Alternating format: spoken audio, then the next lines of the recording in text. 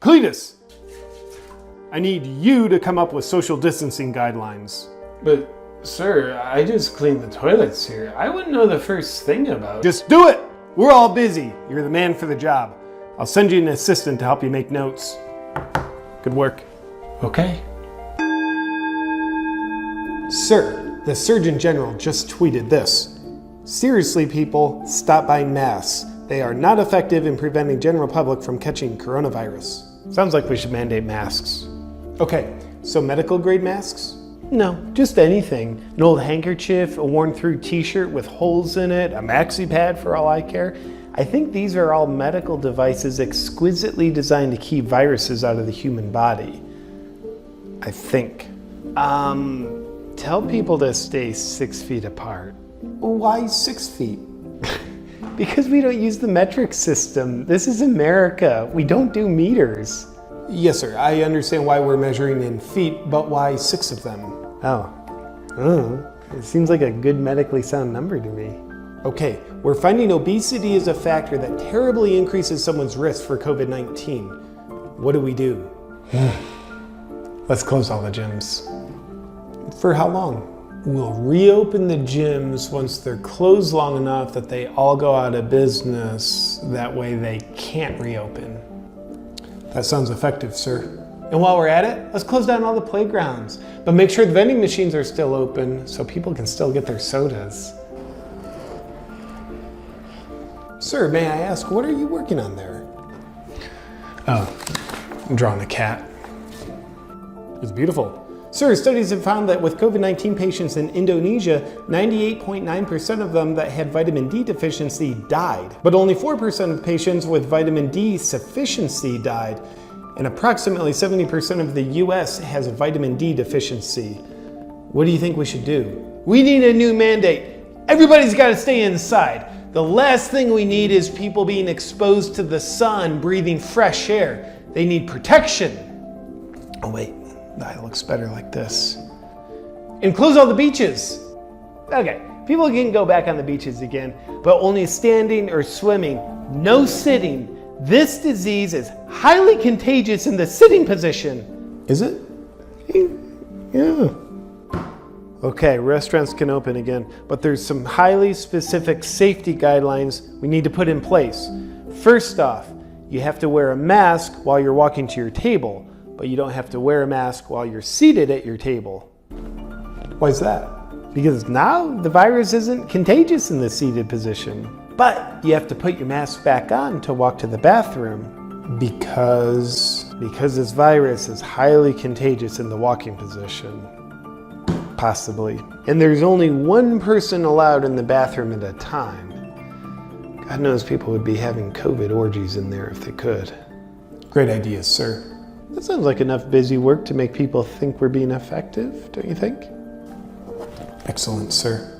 I have some new information, sir. The CDC says the coronavirus does not easily spread on surfaces. In that case, no reusable menus either.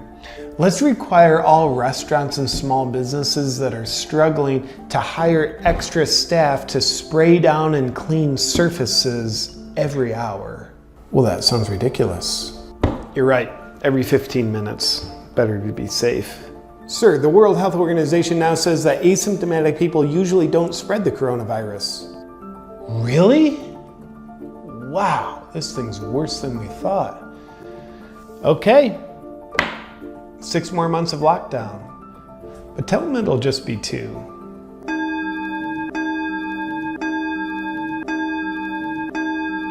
As your trusted health authority, I'll share with you why you should be more scared than ever before. But first, there's been a new twist in the COVID crisis. We just published research on the CDC website that shows only 6% of COVID deaths that we've been reporting to you were caused by COVID alone. 94% of COVID deaths had an average of 2.6 comorbidities. That means of the 161,392 COVID deaths that we've been shoving in your face, only 9,210 were legitimate COVID deaths. So does that mean we've been deceiving you and inflating the COVID death count by 152,182 deaths?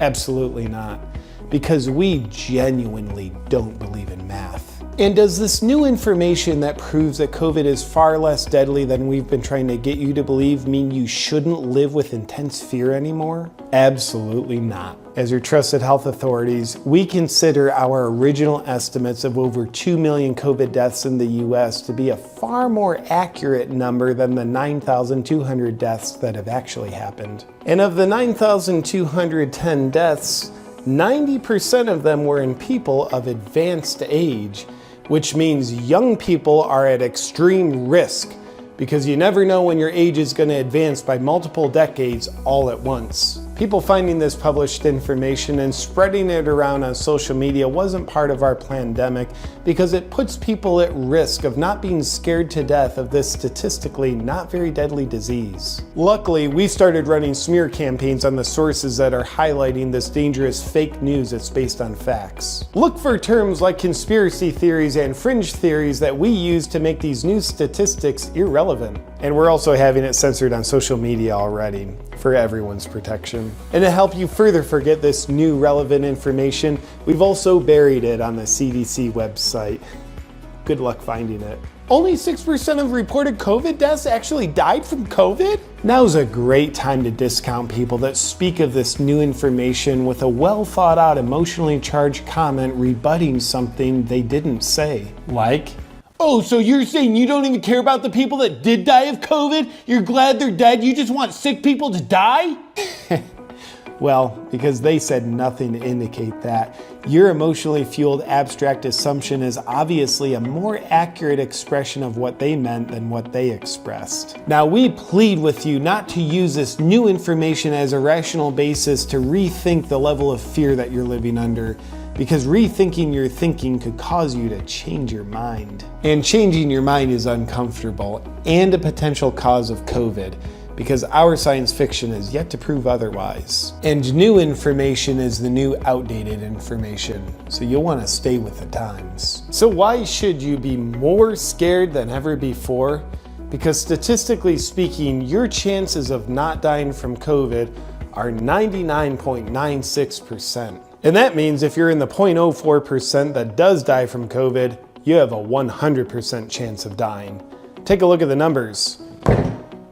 And luckily that means we're still justified in trying to ruin your lives to save your lives. In an effort to do so, please pay close attention to the COVID death count that will continue to run across your screen for you. Look, here it is! And so you can stay under your warm, wet blanket of fear, we'll neglect to adjust the death count for accuracy with respect to this new information. And we'll also continue to take away your rights for your protection. And just like how a woman abused by her husband might say, "He only hits me because he loves me," you can repeat, "They're only taking away my rights to protect me." And you'll continue to surrender your rights because you're scared. Now that we've confused any clarity you might have been feeling on the new COVID death count information, you can go back to sleep. Please stay tuned for more updates on what you should be thinking and feeling. Hi, this video will probably get censored, but maybe to help spread the idea of freedom from fear around and also make the censors work a little harder for their money, I'm going to invite you to download this video from my Dropbox link and upload it to all your channels if you'd like to. You have my explicit permission to upload this video to any of your channels. Score one for the little guys.